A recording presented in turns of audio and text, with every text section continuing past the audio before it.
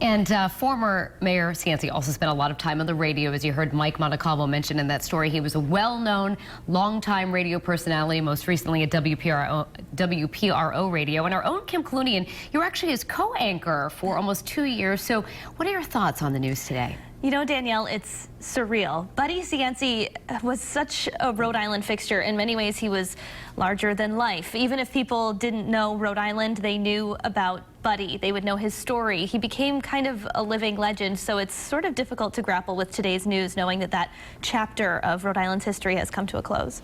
And you heard Joe Paolino talking about what it was like to know Buddy in a different way. So you had a different relationship. You actually worked side by side with him. Yes. So what was that like? It was a lot of fun. You know, we actually didn't work side by side. The layout of the building at WPRO is kind of funny. We worked across the hall from one another, so I rarely actually saw him, but we did converse on air. He would often toss to me during his 3 to 6 o'clock show, and I would be there doing the news, and he would often say to me in Armenian, "Inch beses," which means "how are you?" And he even taught me the appropriate way to respond, even though I'm the Armenian. He just happened to love the culture, so it was a really nice rapport that we had. So many of these stories are going to be coming out of these Buddy moments. Yes. Tell me, I guess, before we let you go, what is going to stand out from your time working together with him?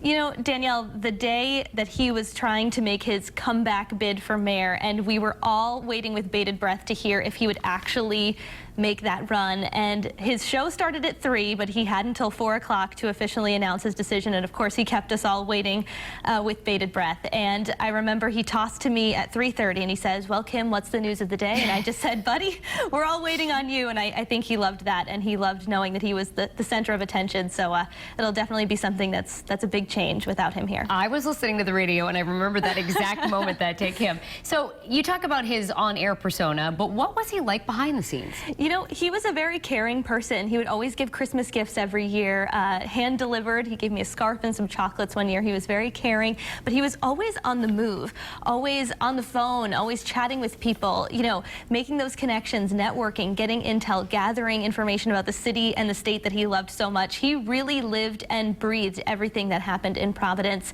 and nothing could happen in the city of Providence without Buddy knowing it. So it's going to be a definite change without him here, and again, sort of surreal to know that Buddy is no longer with us. It's a very sad day. All right, Kim, thank you so much for your perspective. We appreciate it.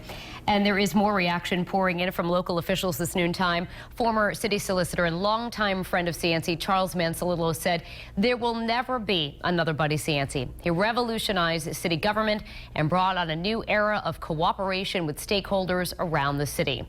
Also, Nick Hemmond, the Providence School Board president, who was mentored by Cianci, released this statement saying, "He was a dear friend and mentor to me.